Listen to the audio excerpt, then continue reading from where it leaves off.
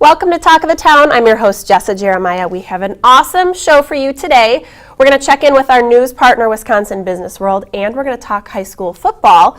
But first, we have a very special guest, Buzz Kemper, who joins us from Audio for the Arts. So welcome. Thanks for joining us. Well, thank you very much for inviting me. It's fun to be here. We are very pleased to have you, and you're going to talk to us today about audio recording and production. Yeah. First, I know 2014 has been a very big year. So if you would, give us some highlights. I know this is a great time for me to be here because we won 3 Mama Awards this year. That's the big news. We won Best Studio in Madison, and my colleague Mike Zirkle won both Best Engineer and Best Producer. So we had fun. We had fun doing a little photo shoot where the 3 of us are holding one award, and Mike is standing there with his 2. You know, like ha ha ha. And but he's actually very humble guy, but that was great. And then we picked up some really great clients this year too, and including Madison Opera and Pro Mega Corporation and a bunch of others. So it's been a terrific year, and let's hope it continues. Yeah, knock on wood. I love that.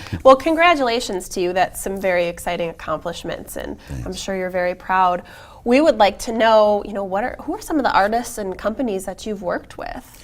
I think we have the best clients anywhere. We've been working with the Madison Symphony Orchestra for probably 30 years, since before John DeMain came to town, actually. We picked up Madison Opera this year. I did sound design for their production of Dead Man Walking. We work with Wisconsin Youth Symphony Orchestra. My business partner, Steve Gotcher, works with a number of groups as well, including the Madison Youth Choirs, various bluegrass bands, doing radio shows, all kinds of stuff. And we've worked with a few famous people too, which is always fun. We've recorded with Gillian Welch and Ani DeFranco and Yo-Yo Ma and a number of others. Mary Chapin Carpenter even did an album from some recordings we did with her. Very neat. And talk to me a little bit about, there's with so many home studios around and there's project studios as well, why do you think it's important to hire a professional studio? Talk to us about that. That's a great question. And we always tell people the home and project studio is very important for musicians for being able to figure out where they're at in the process. So I always tell a band, use your project studio to record yourself in rehearsal. Get an idea of where you're at. Oh, that bass part doesn't work as well as we thought it did. Oh, my guitar solo isn't quite as awesome as I thought it was, that kind of thing. Then you go to a professional studio, and we've got a single microphone that's probably worth more than most people's project studios in their entirety. We've got a wide variety of microphones. We've got, between Steve, Mike, and myself, probably, more decades of experience than I want to count, because then it would remind me of how old I am. Right. And we have a grand piano in our studio, which is a huge draw. People neat. come. We have people come from all over the country, just to record on that. One guy drove from Wyoming to record a record on our piano.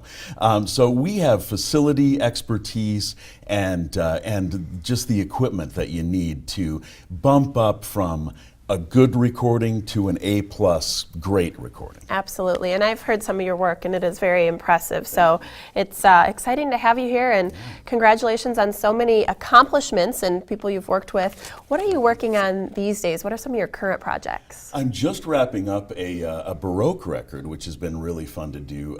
It's harpsichord and Baroque violin for a group called the SDG Ensemble, and that should be, I think, the mastering. We're just finishing up the mastering process right now.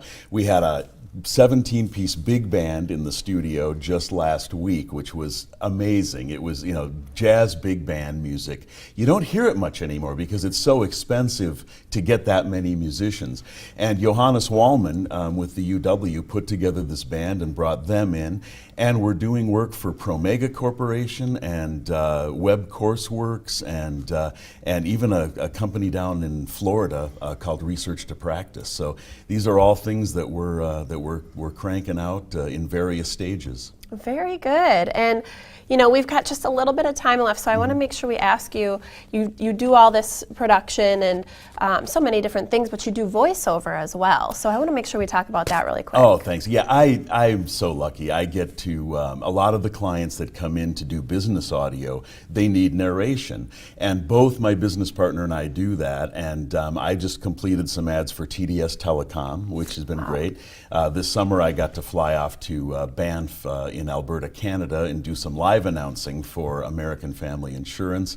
I've been doing stuff for companies, local and national, and it's great. Some of it's narration, some of it's very technical, and some of it's just sales, kind of stuff like buy this mug, right. But it's all really fun, and I can kind of fool myself into thinking that on some level I'm kind of doing a little bit of acting, and I've always loved that. Well, that was a good sample, so Thank thanks you. for that. Thank you. I'll be waiting for my Oscar. That's right, yeah, maybe on the break we'll bring that in. But Buzz, thank you so much. It was just a pleasure having you. Congratulations on so many wonderful accomplishments, and it was just a pleasure. We'll have to have you back. I'd love to. Thank you. All right, thanks so much. Well, stick around after the break. We're going to check in with our news partner, Wisconsin Business World. We'll be right back.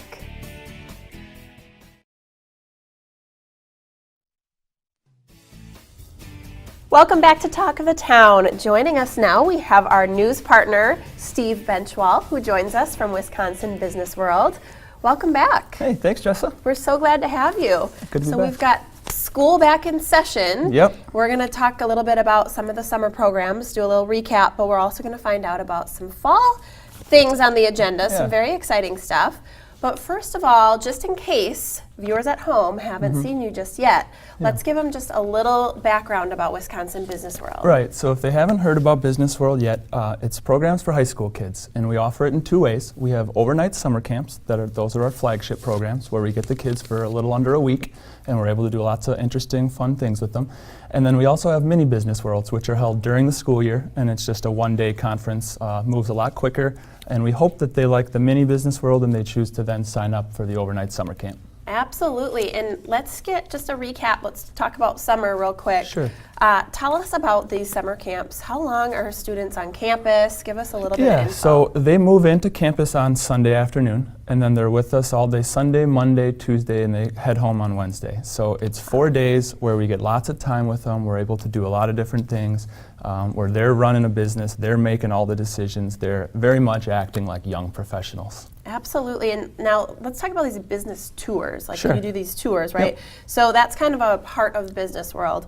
Talk to us about what do the kids get out of these tours? What's on Yeah, them? that's one of the neatest parts are those business tours. So most of the week they're with us on a college campus, they're making all the decisions, they're calling all the shots. But the business tours, they go out into the community, and that's a real world business. And they get to sit down with the CEO, they get to walk through the factory floor and see something being made.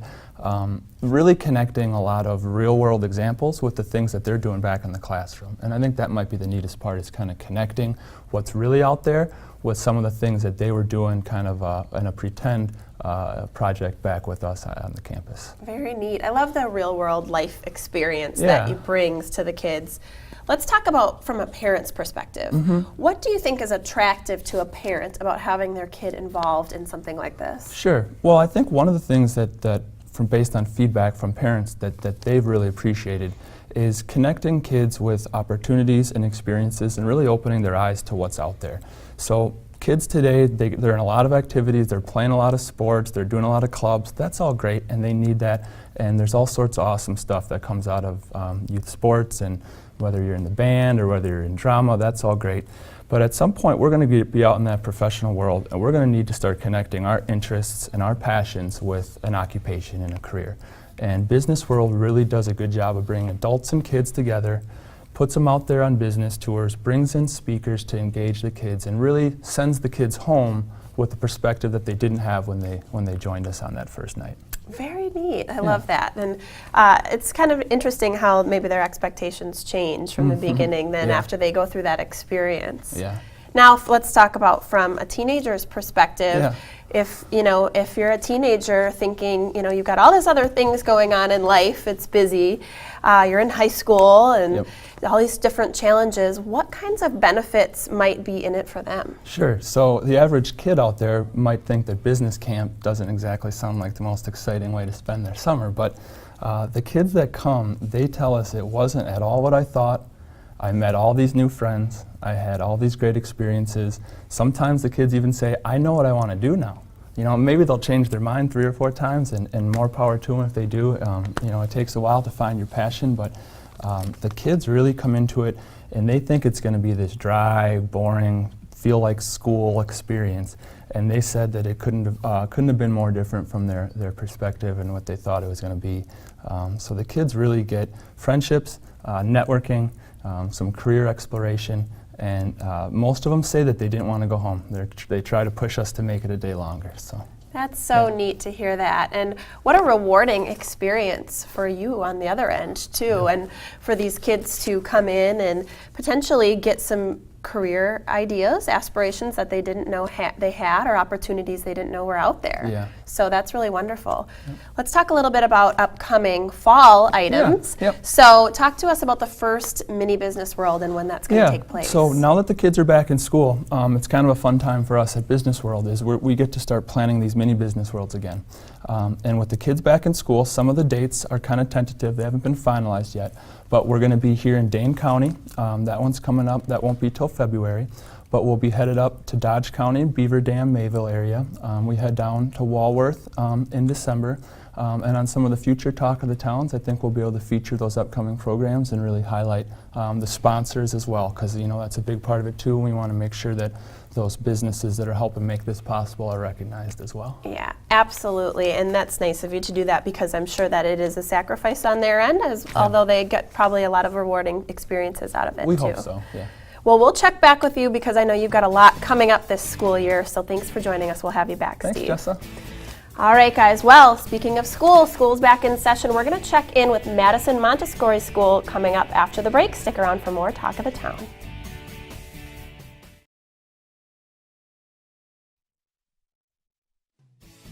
Welcome back to Talk of the Town. Joining us now, we have Vicki McCarthy, who joins us from Madison Montessori School. Welcome. Hi, Jessa. Thank you. Yeah, we're so pleased to have you. Thank you. It's good to be here. Yeah, well, you know what? School is back in session. Can you believe it? I know. Today's the first day. It is just wild. It comes around so fast. But I want to talk to you about Montessori School, and kind of a basic question to get us kind of started here, but I want to know what the difference is between Montessori School and a traditional school. Can you tell us that? Sure. There are a lot of differences, but I think if I just touch on a few right away, one is that the curriculum really highlights and it follows the child's own natural development. So the teacher is planning lessons according to each individual child and where he is at any given moment, and not to the whole class at the same time. So lessons are presented in small groups or sometimes even one-on-one. And I think another component is that we have multi-age classrooms. Wonderful. Okay, so you're having a multi-age in one classroom. So talk to me a little bit about what that classroom environment looks like. Sure. Our classrooms are large, spacious, calm, beautiful places. The teachers spend a lot of time preparing the environment for the children to arrive, because the environment is that important to the work that the children do. We have very beautiful, specifically designed Montessori manipulative materials for the children to use to explore their lessons, and that those materials just naturally pique the children's interests and invite hands-on exploring. Very neat. This is something, that I really don't know a lot about, but it's very interesting to hear you talking about it. So you've got all these different ages in one classroom, what do you think it is that really makes that benefit the students so much? What are the benefits of doing that? Right. We do have children either in 2 or 3 year age brackets together in a classroom. So for instance, our preschool program has 3 to 6 year olds together.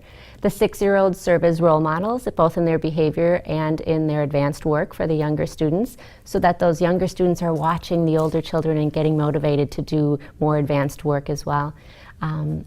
Mixed age groups also give the older students an opportunity to practice and hone their leadership skills.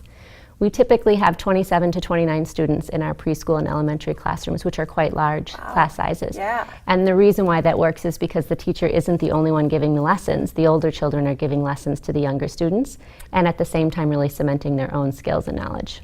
Wow, that is really quite fascinating. So it really benefits all age groups in sort of very different ways, depending on, you know, if they're either seeing that role model or getting the opportunity to get some leadership skills. Right. Very interesting.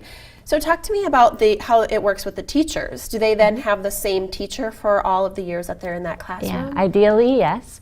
The classroom teachers are with the students for the 3 years, and then they really get to know and understand each individual child on a pretty deep level, the child and his or her family, which is really important too. And then they're really able to tailor the lessons for each individual child. And the child benefits because they really walk away feeling seen, heard, and appreciated for who they are. Absolutely. And what an interesting relationship that must grow to be. And, you know, I think of how influential my teachers were growing up, but I can't imagine having them then for 3 years. Right. That would be really something very Right. special. It's pretty amazing. So tell me a little bit about how maybe the outdoor environment plays a role here. Are there some differences with that as in a Montessori school?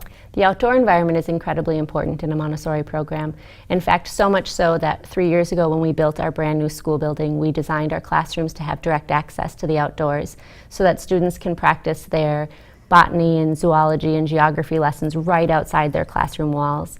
Our school sits on just over 2 acres. We have a prairie next door and a farmland next door, so we have all sorts of space for the children to be doing their lessons outside.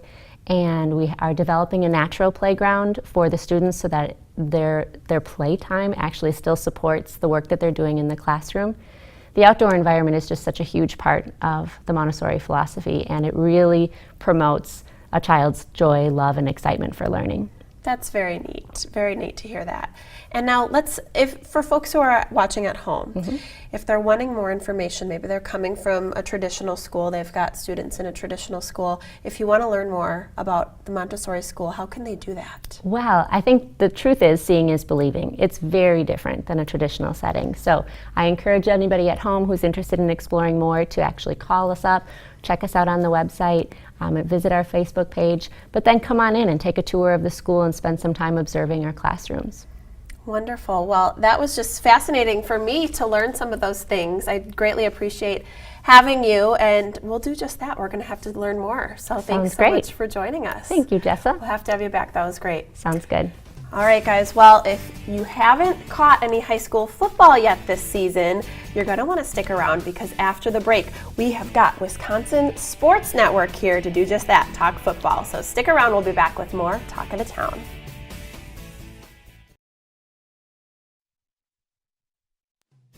Welcome back to Talk of the Town.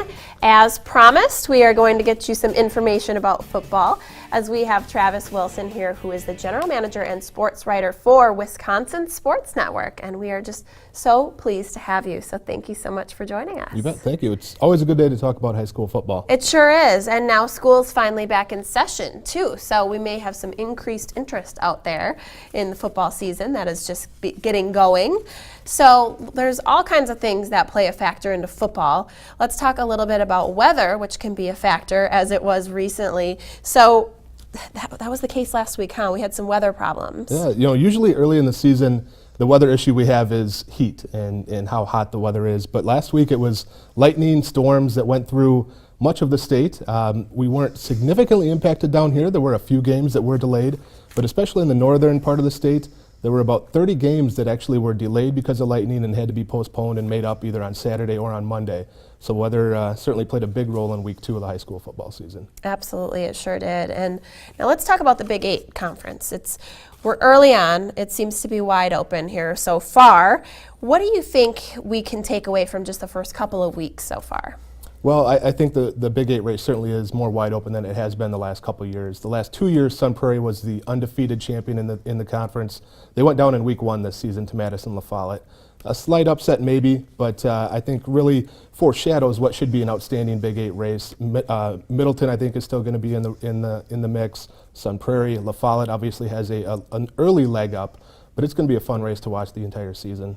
It sure is, and it's always fun. I love high school football. It's so fun to tune in and go and be part of the games. Now, speaking of the Big Eight, let's talk a little bit about the Madison schools. Do you feel like this might be an opportunity for them to improve this year? I certainly think so. You know, the Madison City schools have struggled a little bit the last few years, but I think this year we're seeing the talent level across the board in the Madison area, in the Madison City Conference schools, really increase. I think La Follette has an outstanding chance to earn a Big Eight championship. I think Memorial looks pretty solid. West has been a little bit of a surprise early on, and East has been really improved as well. So it's really shaping up to be a very good year for those 4 city schools. Very good, and we'll have to keep watching to see what happens with those guys. But let's talk about, there was an injury to an important player that took place just last week. So, been an interesting story to kind of follow. Can you give us an update on what's going on with this player? Yeah, you know, Edgerton's Ricky Williams last year was the state's leading rusher and had a very good week 1, but then in week 2, kind of a surprise, he actually didn't suit up. He had a boot on his foot and was dealing with a foot injury. And they were doing some more tests earlier this week. Haven't learned all of the details on that, but hopefully he can come back because obviously he's a big part of their success. State's leading rusher last year, to have him out obviously is a big blow for Edgerton. Absolutely. Now, let's kind of switch gears and talk a little bit about Monona Grove. So they were one of last year's state champions, and they got a rebound win in week 2. So what do you think is going on with Monona Grove? Are they back on track, in your opinion? I think they are. It's hard to say they were off track necessarily. They lost to a very good Mount Horeb-Barneveld team in week 1, but going on the road and getting a big win at DeForest last week, a shutout victory no less, you know, really gets them back on track heading into their conference schedule. I think they're still the favorite in the Badger South and one of the favorites in Division III once again. Very good. Now, talk a little bit about some of the, we've talked about schools, we've talked about some of the teams and potentially where they're going to go, in your opinion, and what we've seen from them so far. How about from an individual standpoint? Is there anybody that you feel like has stood out to us this year thus far? Well, one of the biggest performances the entire year so far was right away in week 1 on a Thursday game that I was at between Waunakee and Madison Edgewood. Senior running back Troy Laufenberg of Waunakee had 350 rushing yards, 5 touchdowns, kicked 6 extra points, kicked 5 kickoffs into the end zone for touchbacks, and just kind of did it all for them. I think he drove the bus and handled the water as well. So one of the great performances we've seen so far in the early going, and just one of those special players we have here in the Madison area for sure. Absolutely, and we've got just a little bit of time left, so tell me, are there any highlights that you foresee coming up in the next couple of weeks here, games we might need to catch? Well, it's, again, going to be an exciting run here in the Madison area. The Big 8 race shapes up to be very exciting. The Badger North race, I think, is going to be very fun to watch. You have 4 teams, Reedsburg, the defending league champion, Waunakee getting back on track, DeForest, and Mount Horeb-Barneveld, that are going to battle it out. I think you could throw any of their names into a hat, draw them out in any order, and you probably wouldn't be wrong necessarily. This week we have Reedsburg and DeForest squaring off. We're going to see a number of great matchups the rest of the way. So really going to be a fun season as we get into the conference schedule here in the Madison area. Excellent. Well, I greatly value your opinion, and we appreciate having you on Wisconsin Sports Network, our sports partner here for Talk of the Town. Travis, thank you so much for joining us. You bet. Thank you. All right, guys, that's it. That's all for Talk of the Town. Please join us next time. I'm your host, Jessa Jeremiah. We'll see you later.